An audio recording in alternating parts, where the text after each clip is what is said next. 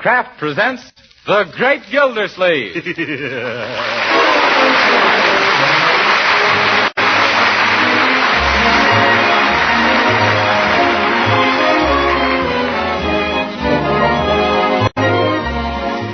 Each week at this time, Kraft presents from Hollywood, California, Harold Peary as The Great Gildersleeve. Written by Leonard L. Levinson.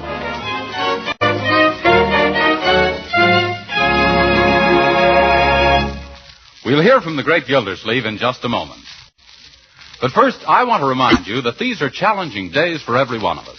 It's our duty to produce more to help meet our country's increasing needs. And that takes plenty of good food, as you wise homemakers know.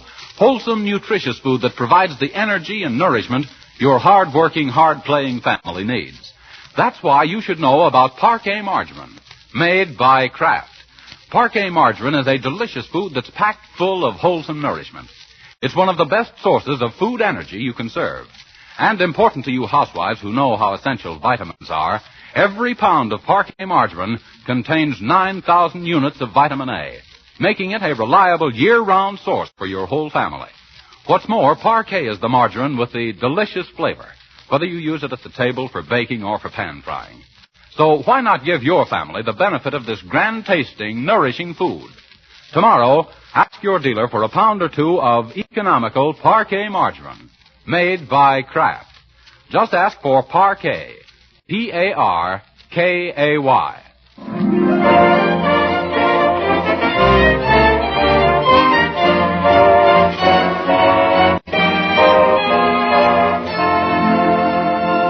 And now let's visit our friend, the Great Gildersleeve.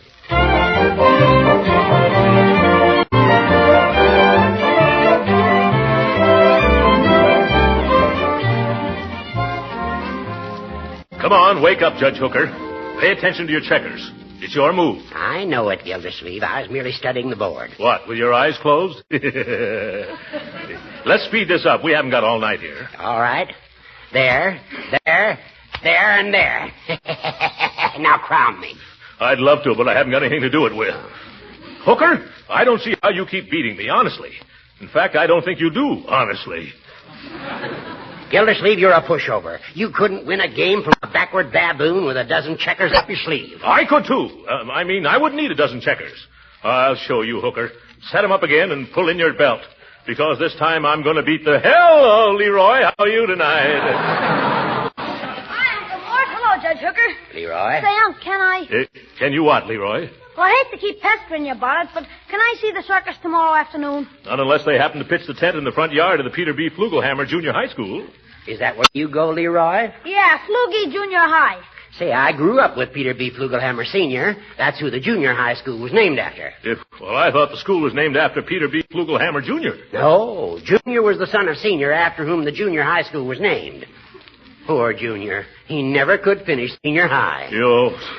But gee, Uncle Mort, could you call up school and ask if I could skip tomorrow? I did, Leroy. I even went so far as to predict that you wouldn't be feeling very well tomorrow. What did they say? They told me that an excuse for illness while the circus is in town must be accompanied by a note from your doctor. Shucks, that's a heck of a note. Yes. Well, there's no use grousing, young man. Remember, school must come first.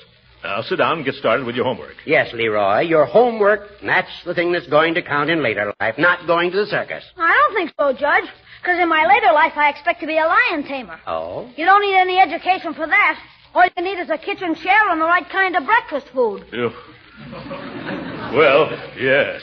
This lion taming is new, though. Last week you were going to become a pitcher with the Brooklyn Dodgers. Oh, that was last week. Oh. Gee, I wouldn't mind missing the circus so much, Uncle Mort, but I hate to see those passes go to waste. Oh, did you get passes, Gildersleeve? Did I get passes? Yes, sir.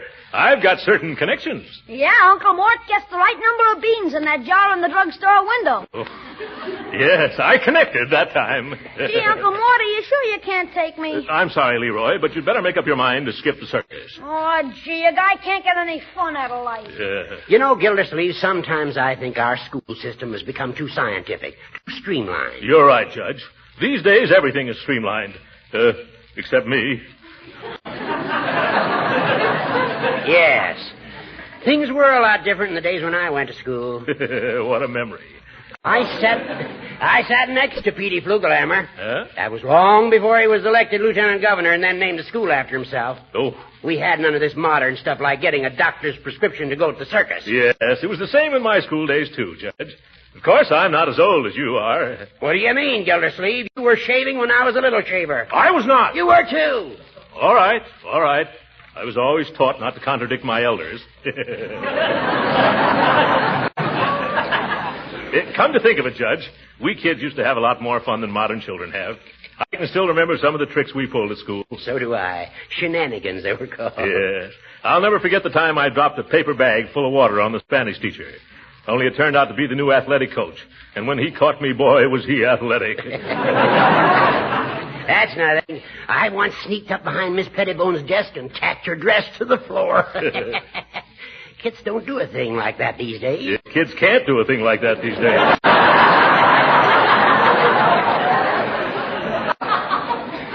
Say, Judge, did you ever put eggs in the principal's umbrella? No, did you? Uh-huh. I had my own hen, and I saved eggs for a rainy day. I can still see him lifting that umbrella over his head. Well, I put alum in the water pitcher at our graduation exercises. Oh, that's a peachy stunt. What happened? I didn't graduate. Oh, yes, youth. Sometimes I wish I were a kid again, just so I could pull a few more of those cute little innocent juvenile pranks. Well, they're a thing of the past. Yeah. I never hear of kids doing those things these days. Not enough imagination, I guess. That's right. You know, I remember when a dog and pony show came to our town, and all us kids made up our minds to go. You know how we got the afternoon off? No, how? Well, I climbed up on the schoolhouse roof and stuffed my coat into the chimney. Boy, I wish you could have seen that smoke pour in and those kids pour out. Gildy, I'll bet you worked hard. Oh, that wasn't anything. Did I ever tell you about the time we smuggled the horse up in the bell tower at college? Gee, no, Uncle Mort. Tell us about it. Well, I borrowed this. Leroy, I didn't know that you were still here. Sure, you told me to do my homework. Say, did you ever do any homework, Uncle Mort? Stacks of it. Gee, when did you find the time? Didn't it interfere with your jokes? Now see what you've done, Gildersleeve, giving the boy a wrong impression of our childhood. Me? You started it, tacking teachers' skirts to the floor. And you, a Superior Court judge. Aren't you ashamed? Well, how about you, egging the principal on and trying to brain everybody with bags of water? What do you mean, everybody? Just our Spanish teacher, Miss Olafson, that's all. Now, Leroy, don't get us wrong. Judge Hooker and I were merely reminiscing about an era that doesn't exist anymore. I'll say it doesn't. You couldn't get away with those corny gags today. Those gags weren't corny, Leroy. They were mighty clever. Huh? Oh, yes, yeah. They were terrible. The big kids made me do them. I'm ashamed of myself. Aren't you, Judge Hooker? Yes. I was a bad boy. You see, Leroy? Gee, you two treat me as if I was 12 years old. You are 12 years old, Leroy. Sure, I know it, but I don't like to be treated that way. Yeah.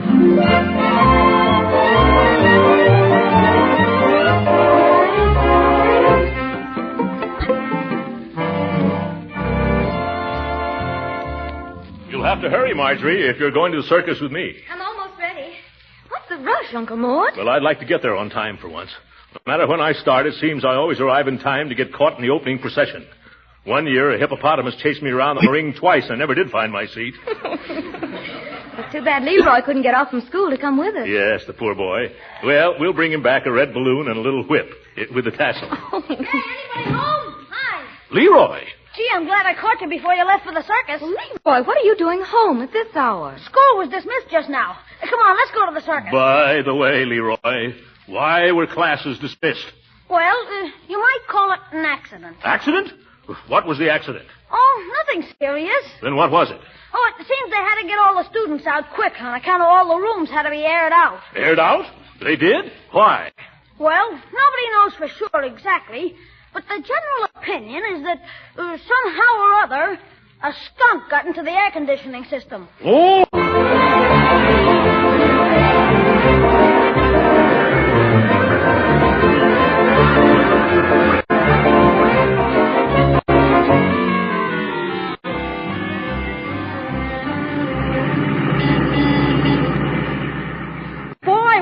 Circus swell. The best I've ever seen. How did you like the fellow who did the swan dive into the tank of burning gasoline, Uncle Mort? I liked him, but I don't think Secretary Ickes would. Leroy, there's something that's been troubling me. It's that skunk in your school. You mean Mr. Proctor, the principal? No, Leroy. The one that got into the air conditioning system. Do you happen to know how it got in there? No, I don't. Say, remember the tiger that rode on the elephant's back? How did they train him to do that, Uncle Mort? Oh, with kindness, I suppose. Leroy, did you happen to have anything to do with it? With the tiger, Uncle Mort? No, the skunk. That wasn't a skunk, Uncle. It was a tiger. Tigers and skunks have different kinds of stripes. I know they have. I'm talking about school. So, I've been thinking. Isn't it a strange coincidence that this accident occurred on the day the circus came to town? Yeah, funny, ain't it? Say, Uncle Mort, what do you think would happen if when the lion tamer had his head in the lion's mouth, the lion suddenly had a sneeze? Well, I don't think anyone would say gesundheit. Now, Leroy, I hope that nothing Judge Hooker and I said about our school day pranks caused you to try to imitate us. Oh, no, sir. You understand we were just talking about old times. Yes, sir, like Judge Hooker says. That's about all you old-timers have got left. Your memories. Yeah. What did you say?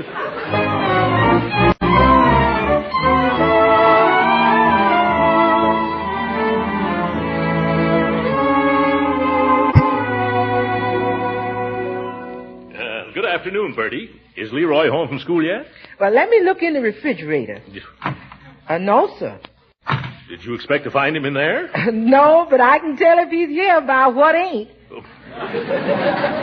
Well, maybe he wasn't hungry this afternoon. That boy, why, he's nothing but appetite held together by skin and bones. What's the matter? Well, there's a lot of strange things going on at Leroy's school, and I'm afraid that maybe I'm partly to blame. How come you messing around the school? Is you one of them pants teachers? No, it's just that Judge Hooker and I were talking about some little pranks we used to play when we were in school. Little harmless things, you know. Uh-huh. Well, Leroy happened to overhear us, and now I'm afraid he's showing us the modern versions with the chromium trimmings. Uh-huh. What makes you think little Leroy's doing fumadiddles? Well, did you read the afternoon paper? No, sir, it never gets to me till the following morning. Oh, yes. Well, I've got it right here. Listen to this. Juvenile joker startles school. Police were called early today to investigate a large, stout lady's body seen suspended from the window of Principal Pulteney Proctor at Flugelhammer Junior High School. Oh, who was it, Miss Proctor? Yes. No, but listen. Closer inspection revealed that the body was a dummy, stuffed with old football pads, wearing a green and purple silk dress size 48. Green and purple silk? Size 48? Yeah. Sounds like my Sunday go-to-meeting dress. The one that was kidnapped off the clothesline last night. Yes, doesn't it? Well, what's my dress doing in the newspaper? I don't know, Bertie. Shh, Bertie, here comes Leroy. Do you think he did it? Yeah. Afternoon, Uncle Mort. Hiya, Bertie. Say, is this your old dress? That's my new dress, Leroy, and what you doing with it? Why, Piggy Banks just gave it to me. He says the wind must have blown it over into his yard. He found it under a window. Young man, isn't this the dress that was hanging out of Mr. Proctor's window this morning? You mean on the dummy that was suspended from school? Well, how could it be if it belongs to Bertie? What do you think, Bertie? I ain't saying nothing. I'm only too glad to get my dress back without paying ransom. I'm going to hide it this time. Yeah. I don't know what to do. Look, Leroy, don't think of me just as your uncle and your guardian. Think of me as your pal, your buddy. Now, if there's anything that's troubling your little mind, why don't you just come right out with it? Well, okay, Unc. There is something that's been bothering me. I understand. Go right ahead, my boy. What is it? Well, how did you ever get that horse up into the bell tower at college? Oh!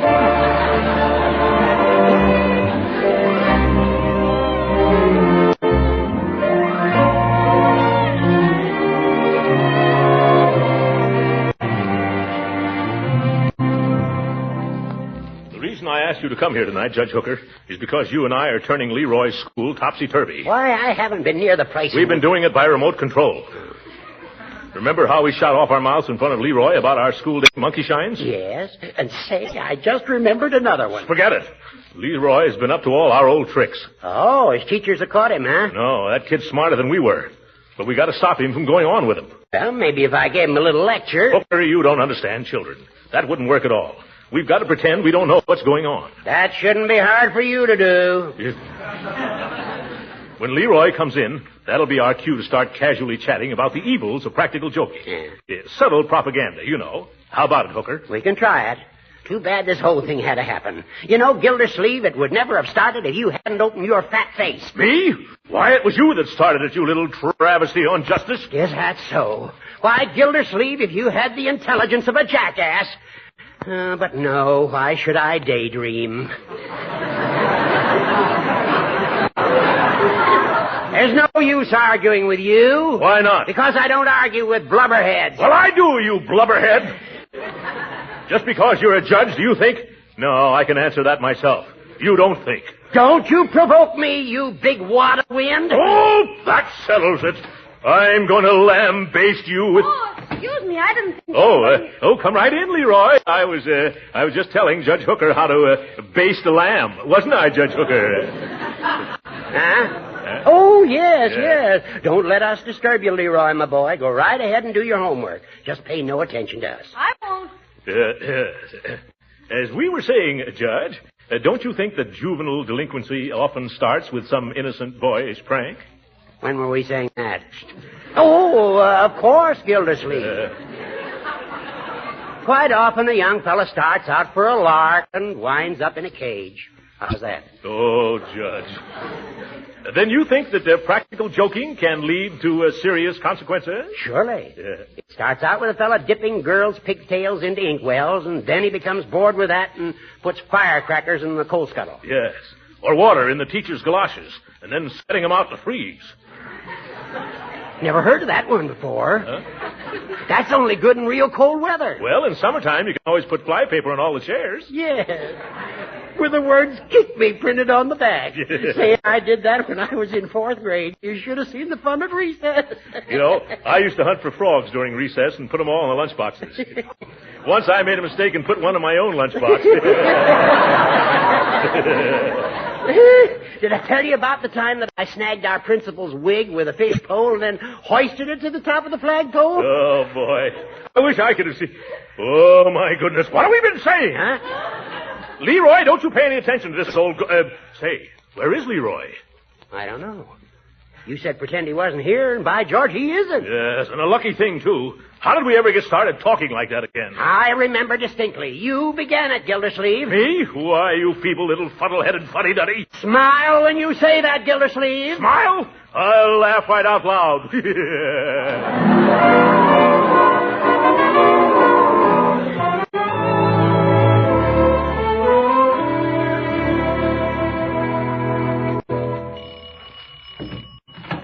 Hello, Marjorie. Hello, Pierpont. I came to see Meatball.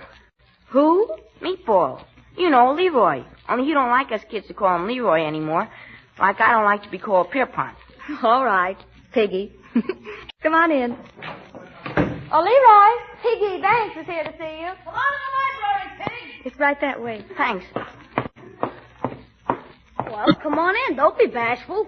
But your uncle, that's him behind that newspaper, ain't it? What's the matter with him?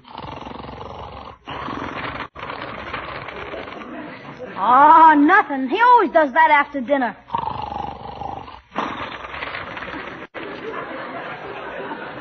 He's digesting his food. Oh. Ain't we going to disturb him? No, we had roast beef and potatoes for dinner. Nothing will bother Unc for another hour at least.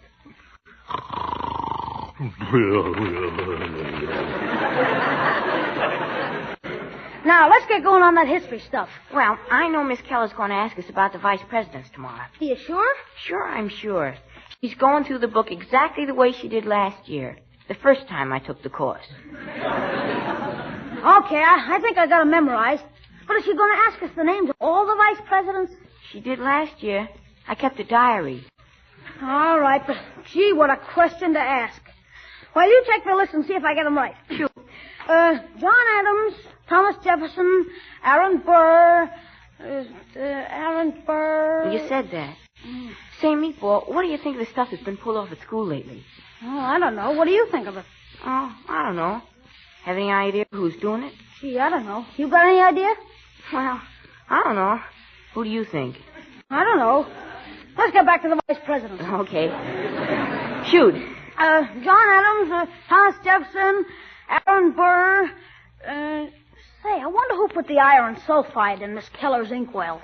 How'd you know it was iron sulfide, meatball? Shucks, anybody knows that's the stuff that puts the smell in inkwell. You know who pulled that one, Piggy? Let's get back to Vice President. Okay. John Adams, Thomas Jefferson, Aaron Burr. I don't know what good knowing the Vice President is going to do a guy who's going to be a stuntman in the movies. I thought you were going to be a lion tamer. Well, lion taming's just one of the stunts I'm going to do. Talking about stunts, did you hear about the one somebody just pulled tonight over in the schoolyard? Which one's that? I bet you know about it already. Well, maybe I do and maybe I don't. I ain't saying. What are you talking about? Oh, about what they did to old man Flugelhammer's statue. Somebody dressed him up in a set of red flannel underwear and a corset. No kidding. Yeah. Boy, if they ever find out who did that, they'd be expelled from school pronto, I bet. Let's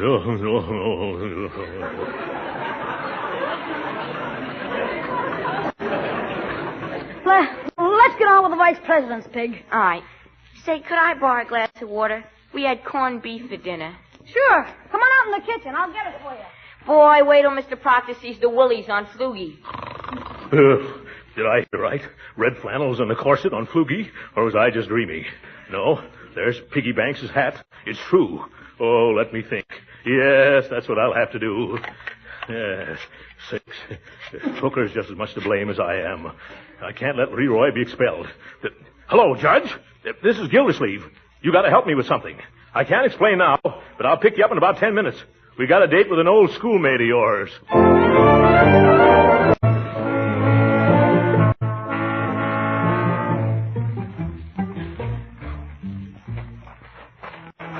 You sure this is the right part of the schoolyard? Why, of course. Not so loud, Gildersleeve. Oh. I'm a Superior Court judge. Can you picture what would happen if I'm caught? Yes, scandalous, isn't it? Oh, why do I let you get me into situations like this? Because you haven't got any more brains than I have. And where in the name of Goots and Borglum is that statue? Oops. Never mind, I found it. Yeah, that's Flugelhammer up there. Flannels, corsets, and all. Let's not hang around here all night, Gildersleeve. Come on, I'll boost you up. Well, wait a minute, I take this top coat off. All right. Yeah, that's better. All right, get down now. Upsy daisy. Oh, my poor back. You'll cave it in. Push my other foot up, Judge. I will if you take it out of my hip pocket. Yeah, there.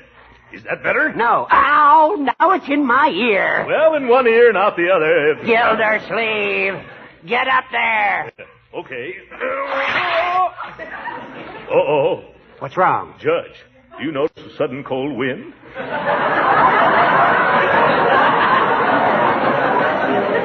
No, can't say that I do. Which way is it coming? Up.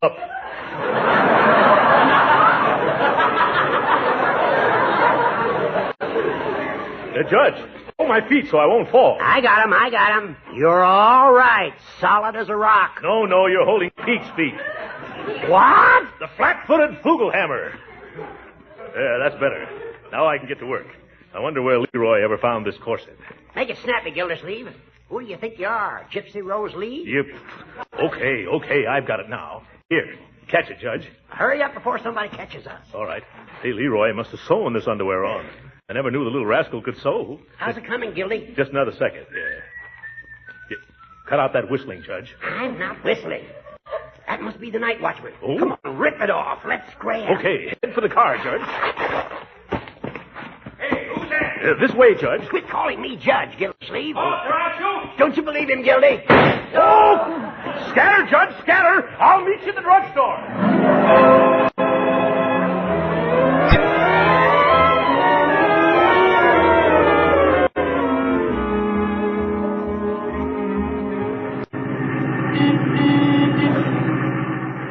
I wonder why the principal sent for us, Uncle Mort. Well, now, you let me handle the whole thing, Marjorie. Do you think that Leroy might be in some trouble? Well, I didn't want to tell you, Marjorie, but your brother has turned his school into a midget version of Hellzapoppin. Leroy? But he had such a fine record. He had, until he heard Judge Hooker and me brag about the foolish antics we performed as children. Oh, I hang my head when I think of it. And I'd like to hang the judges, too. Oh, now, Uncle Mort, it can't be that serious. No? Well, come on. You'll see. You know, After all, boys will be boys. Leroy is just a bit high-spirited. And what's wrong with that, sir? You were a boy once yourself, weren't you? Me? No. I was talking to the principal. Rehearsing, I mean. After you, my dear. Yes. Look at George Washington and the cherry tree. Just high spirits? Washington was a boy, too.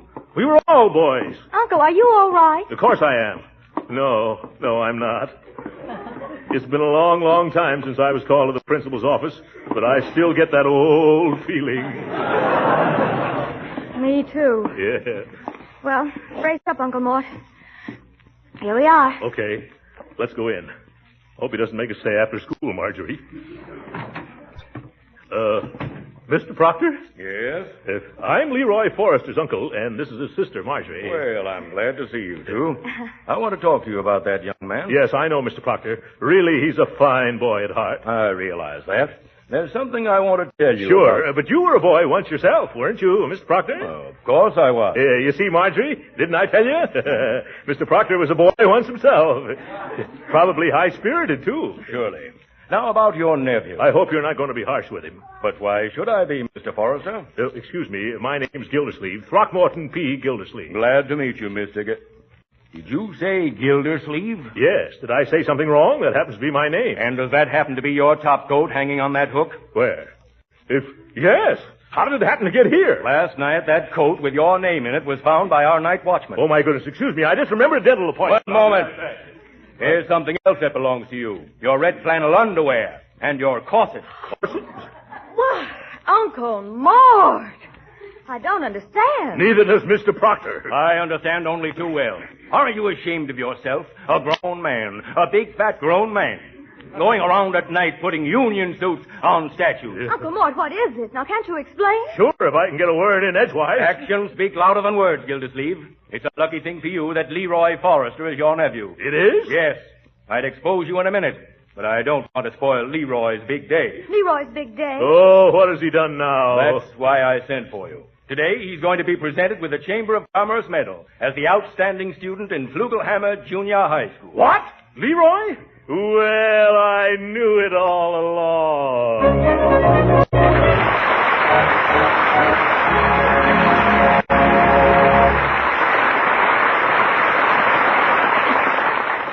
The Great Gildersleeve will be with us again in a few minutes. But right now, I want to ask you, what is the most welcome compliment a hostess can receive? Well, I'm told it's sincere appreciation of the dishes she serves. Comments on the lightness of her cakes, the flakiness of her pie crusts. Exclamations on how downright good everything tastes. So here's a tip for you housewives. For baking that's sure to win compliments, use delicious Parquet margarine, made by Kraft. You see, Parquet margarine is a genuine flavor shortening, not a bland, tasteless fat. Yes, the same delicate, appetizing taste that makes Parquet margarine so delicious for table use gives added flavor to baked foods, too. And Parquet mixes so easily and creams so smoothly, it's really pleasant to use. Remember, too, that Parquet margarine's flavor makes pan-fried foods taste better, and it doesn't spatter or stick to the pan. And whether you serve delicious Parquet margarine at the table or use it for cooking, you are giving your family a nutritious, wholesome energy food. Remember, too, that Parquet is an excellent source of vitamin A. So give your family the benefits of this delightful, nourishing food. Serve them economical Parquet margarine tomorrow.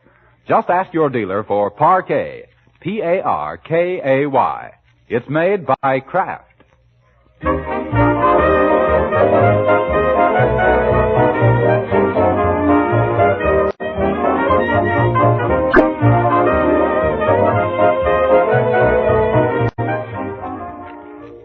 That's a beautiful medal, Leroy, and I'm mighty proud of you. But won't you answer just one question for me, my boy? What is it, Unc? Who was responsible for all those escapades around your school? Now, Uncle Mort, I positively don't know. What's more, I don't want to know. And then even if I did know, you don't think I'd squeal on my pal Piggy, do you? You're a bright boy, Leroy. Good night.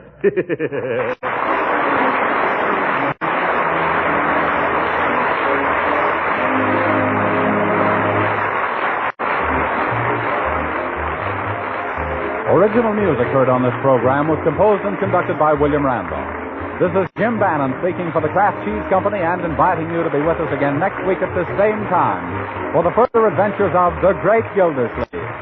This is the National Broadcasting Company.